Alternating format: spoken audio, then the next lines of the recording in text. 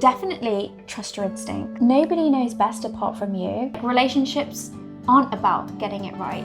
Relationships are about the process, the experience. Take this as your kind of permission to really stand true to what you feel is right. So this comes from a lady in her 30s, and she says, I've just had a baby and I'm trying to navigate this new time. I feel as though I'm forming a relationship with my baby, but everyone has an opinion. I'm struggling with my in-laws who are constantly telling me how to mother my baby. My husband sees it but doesn't necessarily say anything as he's quite conflict averse, but he agrees with how hard it is for me. How should I deal with my in-laws? Oh, first thing, I just want to empathize. I'm like, I feel like I want to protect her. So she's she's nurturing this baby, and it feels like she also needs someone to really advocate for her and protect her in a way. So the first thing I want to do is really empathize with her and just say, I'm really sorry that you're feeling like this. And at a time that is quite a vulnerable time. I was going to say, it's so fragile and so vulnerable. fragile. I mean, very exciting, very beautiful time, but also very tender that you feel a little bit unsheltered right now. And I'm sorry that that has been your experience. And it's so hard. Family, oof. Yeah, family can be difficult to navigate, especially extended family and in-laws. Because you have two lives merging together, two histories and two cultures. And I don't just mean culture in terms of like a racial culture, but generational culture, but just the culture of the families trying to merge can be really hard. I want to hope that your in-laws are trying to be helpful and their intention is good, not to control you out of thinking that they know best and you know nothing, but they're generally wanting to be of help and of use. However, even if that is their intention, how you feel is still valid. I feel like it sounds like you feel like I'm not trusted to kind of make the decisions on my own, that I'm learning about my child. I'm not free to just be trusted with that. And also, I'm not feeling supported by my husband, even though he agrees with how I'm feeling. That's really, really tough. It sounds like two conversations are needed. One with your husband and one with your in-laws as well. Because it's really important that you communicate how you feel. Even if they may have differing opinions, it's still okay to voice how you feel, that even though you want to trust that their intentions are lovely, but in spite of that, this is how I feel. And like a renegotiation needs to take place about what it looks like to be supportive of you and your baby. I think, you know, just following on from what you said with that, you know, when you have a baby, your life literally is turned upside down and upside down and upside down. Like, constantly. Every day is a different experience, especially in those like really first few early weeks. And I think, you know, what's hard about this is she's probably second guessing herself anyway. You know, like there's no motherhood, there's no manual for motherhood. No. People try. Yeah, but to have manuals. Do you know what's really interesting? When I was going to have my first baby and I was about to go on maternity leave. A few of my clients actually said to me, oh my God, your child is so lucky for the mother that they're going to get. Like, so lucky. Because obviously, like in a professional setting, they're getting that from me. In a therapeutic way. But even as a psychologist, it cannot prepare you for motherhood. So I just want to put that out there. Right? So I second guessed myself. And I have this training and this developmental understanding. And, you know, you've got these hormones raging through you, you're sleep deprived, you probably haven't eaten, you're leaking in different places. You know, you are in such a raw physical and mental state. Yeah. And so, as you said, I feel like all she needs is someone to just be this ball of cotton wool. Yeah. And say, you're doing amazing. Yeah. You're great. This baby is lucky. Yeah.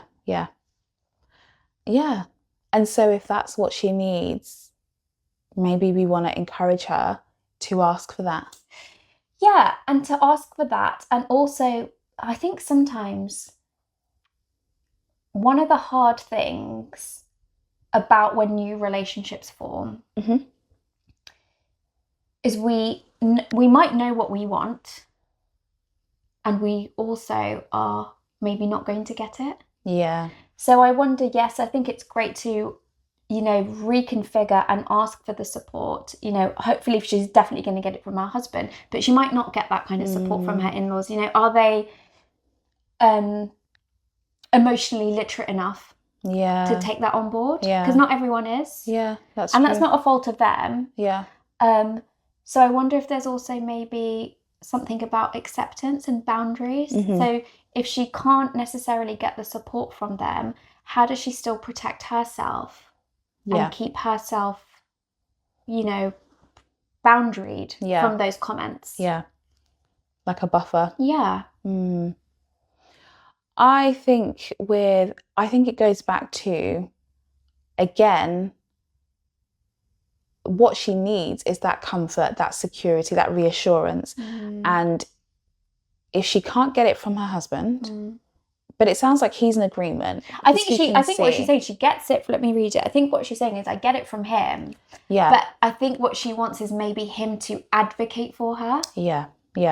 But if she can't. Yeah. Or he can't. If he can't also. Yeah.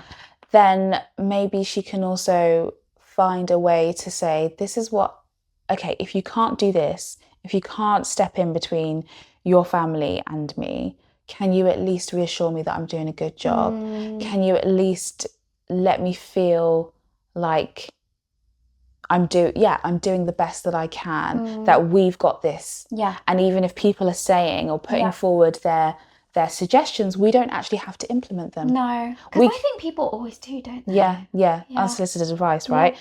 We can just say thank you. Oh yeah, we might think of that. Oh yeah, we might try that. But actually behind closed doors, you're going to do something that works best for you. Yeah. It seems like what's happening is that this unsolicited advice is lingering onto her somehow. Like it's somehow creeping in. So maybe she needs permission from everyone else to say, it's okay. It's okay to hear it and to also let it go. Yeah. It's okay to trust yourself and to trust your instincts at this precious time. I think definitely trust your instincts. Yeah. Definitely trust them here, because nobody knows best apart from you. And with any experience of having a relationship, whether it be with a newborn or a partner or a new friend or a colleague, like there's no way of knowing how to get it right, is there? Like relationships aren't about getting it right. Relationships are about the process, the experience, figuring it out, the intricacies, the mess. Yeah. There's beauty in mess. Yeah. So take this as your kind of permission to really stand true to what you feel is right. Even in the therapy room, that's what we do, right? Like I think we may have mentioned this in previous podcasts. You are the expert in your life. We may have suggestions, maybe not. Maybe we're just here to guide you through you kind of finding the answers yourself. We ask the questions. We ask the questions, but you're the expert. You're in your body 24/7. You know what it's like. So have that permission to own like your voice, actually. Why do you think people look for permission to own their voice? What do you think that's about? I think previously they've been given the information implicitly or explicitly that their voice doesn't count, that their voice is wrong.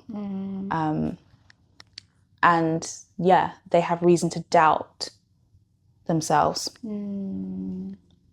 Yeah. Because I guess opinions and doubt, they kind of go hand in hand, don't they?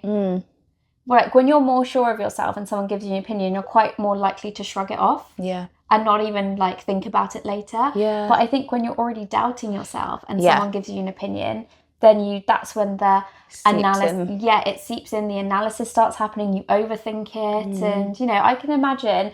And I also don't think she's the only mum to go through this. No, so I hope that you can get comfort in that probably lots of women have felt this before, are feeling this, are going to feel it. So for everyone out there who might be becoming an in-law at some point, hold it back. Keep it in mind. I hope that you can take away, especially from this, that you're not alone. So thank you so much for sharing that dilemma, because I also think a lot of new mums will appreciate hearing that too, because it's a hard time, and it can be quite a lonely time as well. So well done for reaching out. We appreciate you. What have you guys learnt today? Please let us know in the comments below. We love reading them and hearing from you. And remember to like and subscribe down below and on our socials. Thank you for joining us on the floor today, and we're looking forward to seeing you really soon. But for now, it's bye from me, Dr. Ritz. And bye from me, Dr. Vicky. We'll see you on the floor soon. Bye.